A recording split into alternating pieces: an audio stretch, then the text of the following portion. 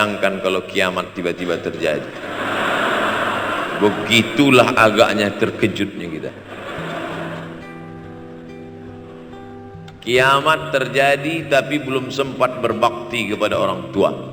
Dosa belum sempat meminta maaf. Silap dan salah berapa kali kita kencing di kainnya yang bersih. Berapa kali dia tidak jadi tahajud gara-gara kita menangis dari Isya sampai subuh. Pakai pengawet nangisnya.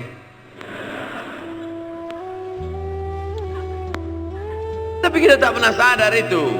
Kita menganggap kita di dunia ini dibesarkan angin. Kita menganggap kita ini bangsawan, bangsa yang hidup di awan. Berapa kali dia tidak jadi sholat duha gara-gara kita kencing. Berapa kali nasi yang sudah mau disuap masuk ke mulutnya tak jadi. Bahkan dia tidak makan sama sekali. Dan berapa kali makanan dia belikan hanya untuk susu, hanya untuk menyenangkan kita. Pernah kita balas. Dan dia tidak pernah minta balas itu. Oleh sebab itu siapa yang mengingatkan? Abdul Somad diberikan judul berat ini. Judul yang paling berat ceramah tentang orang tua, tentang ibu, tentang ayah. Jarang saya mau menerima judul-judul pengajian. Ini pun dikasih tahu setelah sampai di sini. Maka saya belok-belokkan dikit. Air mata udah mau menetes, belokkan. Nanti kalau saya nangis di sini, siapa yang ceramah kalau saya nangis? Oleh sebab itu maka yang orang tua yang masih ada beruntung dan bertua, bawakan dia rumah makan. Ada sahabat saya namanya Ustadz Lukman di Pontianak, bukan Kuntilanak. Mereka punya program namanya Bawa Ibu ke Rumah Makan. Keren nama programnya. Bawa orang tua ke rumah makan. Nanti hari libur adik-adik, anak-anakku sekalian libur, bawa ayah, bawa ibu ke rumah makan. Ketika Ustadz Lukman cerita itu ke saya, Ustadz Somad, kita punya program baru nih. Apa nama programnya Ustadz? Bawa ibu ke rumah makan. Alhamdulillah Ustadz Lukman, seluruh rumah makan di Pekanbaru tempat tinggal saya itu, semua sudah saya bawa almarhumah. Saya bawa sup tunjang, saya bawa rendang, saya bawa goreng ayam, saya bawa goreng puyuh, saya bawa. Cuman ada rumah makan ular sawah itu yang tak saya bawa sih. Lain dari itu sudah saya bawa. Tak ada penyesalan dalam hati. Senangkan hatinya. Apa pakaian yang dia suka. Orang tua itu tidak minta yang besar. Asal ada sih. Pulang dari Yogyakarta sampai ke rumah, ini tadi ada nampak sedikit tanda terkenang. Kalau banyak makan sendiri. Ketika dia senang melihat itu, bahagia hatinya, nampak senyum di tepi bibirnya, pada saat itulah rahmat Allah terbuka. Pada saat itulah ridha Allah datang. Mengapa sulit mencari pekerjaan? Mengapa payah mencari penghidupan? Salah satu yang mempersempit ridha Allah itu adalah karena tidak berbakti kepada orang tua. Oleh sebab itu maka judul tema yang diberikan birrul walidain, berbakti kepada orang tua, bahagiakan. Ini ada juga ini anak-anak yang sudah sukses ini, papa, mama sudah meninggal, papa jangan risau, silakan terbang ke Yogyakarta, ada adik di sana, silakan terbang ke Surabaya, ada kakak di sana, silakan terbang ke Kuala Lumpur, ada keluarga di sana, jangan hiraukan. Kata bapaknya, kalian terbang saja kalian pikirkan, kemana aku hinggap tak kalian pikirkan.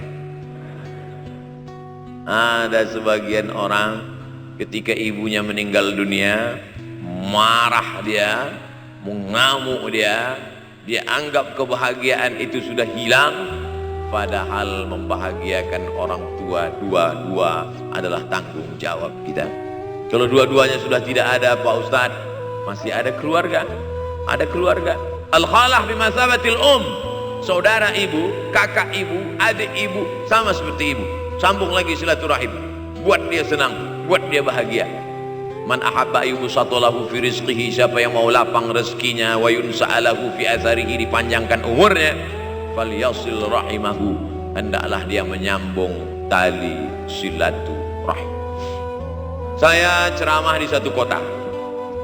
Sampai di kota itu saya melihat rumah besar, megah, mewah, seperti istana. Cuman saya segan mau nanya, gak mungkin saya tanya, Pak, ini hasil dari apa? Saya tengok. Kawan-kawan saya yang ikut ke situ seperti ngelihat kucing semuanya. Besar, mantap. Setelah duduk, makan, habis makan, minum, habis itu Sohibul Bait yang punya rumah pun cerita, Ustadz Abdul Somad, iya Pak, dulu ini hanya bambu-bambu yang dikasih daun, yang dikasih terpal. Tempat apa Pak? Tempat ibu saya buat pengajian. Setiap tahun dia buat begitu, pasang tiang-tiang kayu, pasang terpal, daun-daun, pengajian ramai. Sampai akhirnya saya berkata, Bu, pengajian kita hentikan saja, stop. Saya tidak sanggup lagi pasang tenda, pasang terpal ini. Tapi akhirnya apa kata ibu saya? Nanti setelah saya tidak ada, pengajian ini terus kamu buat. Allah bukakan pintu rezeki Ustaz Somad. Inilah yang terjadi sekarang. Saya belikan orang tua saya itu rantai, saya belikan gelang, saya belikan cincin. Bulan depan saya datang, sudah nggak ada lagi. Mana gelangnya, Mak? Nggak ada. Mana rantainya, Mak? Nggak ada. Mana cincinnya? Nggak ada. Kemana? Itu kan emas mahal. Sudah saya jual. Untuk apa? Untuk bersedekah ke fakir miskin. Rupanya gelangnya, rantainya itu habis dia berikan sedekah fakir miskin. Tobatkah si bapak untuk berbakti? Tidak. Bulan depan dia belikan lagi. Sampai akhirnya diberikan Allah balasan melimpah ruah. Ternyata ini rahasia dari keberhasilan hidup, karena menyenangkan hati orang tua. Saya tak sebut nama, saya tak sebut lokasi, tapi yang mau berkunjung nanti saya kasih lokasi tepatnya. Saya kasihkan nanti alamat dari Google, saya kasih, supaya melihat secara nyata. Kalaulah rezeki itu hanya diberikan kepada orang yang bersungguh-sungguh, pergi pagi pulang petang, peras keringat banting tulang, maka tentu yang kaya itu adalah sapi yang membajak dari pagi sampai sore. Kalaulah kekayaan, keberhasilan itu diberikan yang paling pandai memanjat, maka tentu yang kaya itu monyet. Tapi Allah berikan kepada siapa? Yang dia ridhai. Dan penyebab ridha Allah itu adalah karena orang tua yang senang hatinya. Yang sempat durhaka, tidak sempat minta maaf, meninggal dunia dia sudah, apa boleh buat? Kau sudah booking seat di neraka. Yang sudah sempat durhaka, tidak sempat minta maaf, meninggal dunia gara-gara dia pecandu narkoba, pemabuk, pezina, mati. Orang tua dalam keadaan susah. Berapa kali saya ketemu ibu-ibu selesai pengajian, pergi saya ke tempat parkir, ibu tua 70 tahun menangis. Ibu nangis kenapa, Bu? Anak saya Pak Ustadz. Kenapa dia? Disuruhnya saya jual tanah. Mama jual tanah. Untuk apa mama megang tanah? Udah tua aja pun jual. Mestinya anak itu yang menyenangkan hatinya di hari tuanya, bukan malah menyuruh jual tanahnya. Jual tanah supaya dia bisa bangun rumah, jual tanah supaya dia bisa menyekolahkan anak-anaknya. Na'udzubillah. Sudahlah tidak membahagiakan, malah menyusahkan. Ustaz, anak saya nyuruh saya jual tanah saya supaya dia senang, supaya dia dapat duit. Gimana nih Pak Ustaz? Mungkin si ibu berharap saya menjawab, ibu sabar aja ya Bu, sabar ya. Ibu salah tanya, Bu. Kalau mau sabar cari ustadz lain, ada spesialis sabar, bukan saya. Begitu dia kasih tahu, anak saya maksa saya jual tanah saya, Pak Ustadz gimana? Mana alamat rumah anaknya? Mana? Saya mau datang. Mana? Anak durhaka, neraka jahanam tempat kau.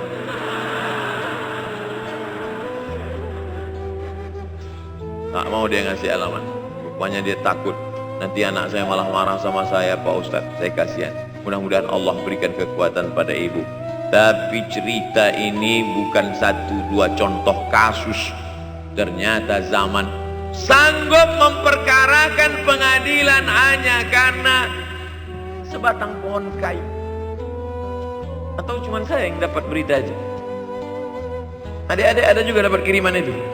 Sanggup memperkarakan sebatang pohon kayu. Padahal kalau kau jual semua kebunmu itu, belum tentu dapat menebus. Datang seorang laki-laki mengadu kepada Nabi Muhammad SAW. Ya Rasulullah, ini bapak saya ini kurang ajar sekali. Bapaknya kurang ajar. Diambilnya harta saya ya Rasulullah. Gimana ini ya Rasulullah? Apa kata Rasulullah SAW? Anta wa maluka li abik. Anta sampai ke tempat kita jadi ente. Anta wa maluka, ente, harta ente, li abik, punya bapakmu. Jangankan hartamu yang di rumah itu, dirimu pun punya bapakmu. Nabi membela, seolah-olah Nabi berkata, apa yang diambil itu belum ada apa-apanya dibandingkan melepuh kulitnya untuk memberikan engkau sesuap makanan yang halalan thayyibah.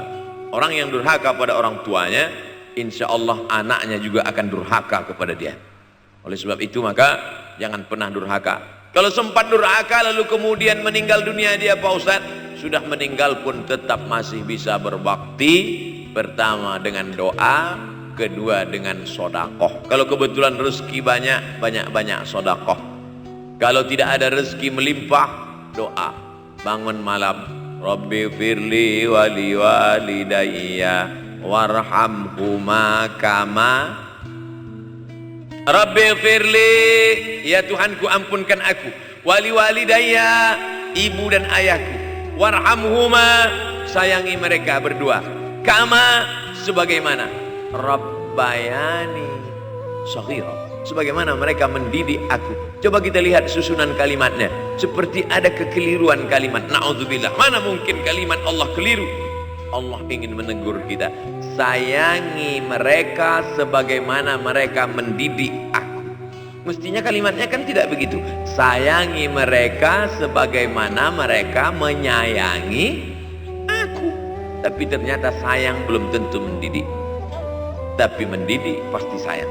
Karena bunyi kalimatnya, sebagaimana mereka mendidik aku. Jadi banyak juga anak-anak ini tidak sayang karena salah. Disangka sayang itu dengan ngasih motor, disangka sayang itu dengan ngasih gadget, disangka sayang itu dengan ngasih transfer uang yang berlebihan. Belum tentu sayang. Dulu ada insinyur arsitek yang membangun salah satu rumah keluarga saya. Kuliahnya di Jogja, cerita dia. Dulu saya kuliah di Jogja, Ustadz Abdul Somad, insinyur. Terus teman kami sakit di kos-kosan. Kami bingung mau nelpon siapa. Akhirnya datang mobil mewah, parkir polisi, tentara ramai. Barulah kami tahu rupanya dia anak menteri. Jadi sayang orang tua itu bukan mesti dibelikannya apartemen, dibelikannya mobil, belum tentu. Boleh jadi itu justru menjerumuskan anak. Diberikan apartemen, diberikan mobil mewah. Habis 2 bulan kena virus HIV AIDS. Tapi kalau dibuatnya kita jauh, saya yakin adik-adik kuliah di Universitas Ahmad Dahlan, ada yang dari timur Indonesia, ada yang dari Sumatera, lalu kemudian di tengah kesendirian, belum makan, uang kos belum bayar, transfer macet, datang setan berbisik, hei sebetulnya kau anak yatim piatu yang dibuang. Bukan, orang tuamu bukan tidak sayang, dia hanya sedang ingin mendidik supaya engkau menjadi anak yang mandiri. Maka nanti kalau sedang duduk termenung gitu, tiba-tiba datang bisikan, pergilah cari jembatan, terjunlah. Maka saat itu katakan dalam hatimu, lawan, hei setan. Orang tuaku sayang kepadaku, dia hanya ingin supaya aku mandiri. Ada orang tua yang salah didik kepada anak-anak, sampai mengikat tali sepatu pun anak tidak pandai. Baru mau mengikat tali sepatu, sudah diikatkan. Baru mau makan, sudah disuapkan. akhirnya anak tidak punya keberanian untuk hidup. Harta dia punya, uang dia punya, materi dia ada, satu yang dia tidak punya, tidak ada mental. Tapi anak-anak, adik-adik Universitas Ahmad Dahlan adalah orang yang punya keberanian untuk hidup. Betul? Oh, ini di hadapan saya. Siapa yang tidak punya keberanian hidup? Ini yang jam 5:30 masih belum hidup lagi. Ada ini tidak punya keberanian untuk hidup, hidupnya terlambat. Tapi mahasiswa Universitas Ahmad Dahlan punya keberanian untuk hidup. Bahkan mungkin dia lebih dulu hidup daripada saya. Lebih dulu bangun dia tadi. Alhamdulillahilladzi ahyana ba'da ma amatana wa ilaihin nusyur. Tengok jam. Oh, rupanya masih jam 1. Tidur lagi. Saudaraku yang dimuliakan Allah Subhanahu wa taala. Maka my life, my adventure. Hidup saya adalah petualangan saya. Ini yang mau kita harapkan, berani menghadapi tantangan. Ada orang yang menganggap hidup ini ya simpel-simpel aja lah Pak Ustadz. Tapi ada orang ingin hidup ini penuh dengan perjuangan. Sama seperti makanan. Ada orang simpel aja, nasi, kecap, telur rebus, cukup. Tapi ada orang mau ada goreng ayamnya, ada rendangnya, ada supnya, ada tom yamnya, ada lengkap semua. Begitu juga hidup ini. Ada orang yang simpel aja, ambil goreng ikan, makan.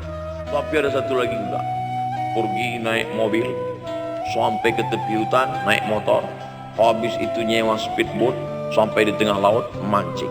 Ujung-ujungnya ikan juga.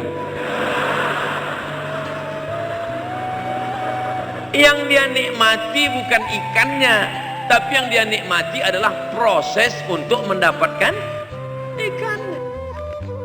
Paham? Itu enaknya ngomong sama siswa. Coba kalau yang masyarakat biasa, kita udah capek cerita, selesai ada pertanyaan, Ustadz maksudnya tadi apa ya? Aduh, capek gitu. Saya terus terang kalau ceramah di depan mahasiswa ini bangkit semangat saya lagi. Ini sekarang rasa-rasa umur 24. Tapi begitu nanti sudah mulai agak jauh dari mahasiswa, balik 42 lagi. Nah, makanya saya senang kalau diundang ke kampus-kampus. Saya kalau di Jogja diundang di kampus terus, walaupun nggak semua nerima.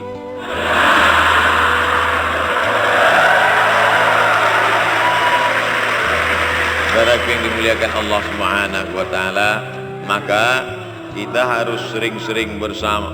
Apa ini takbir? Takbir itu ngusir setan.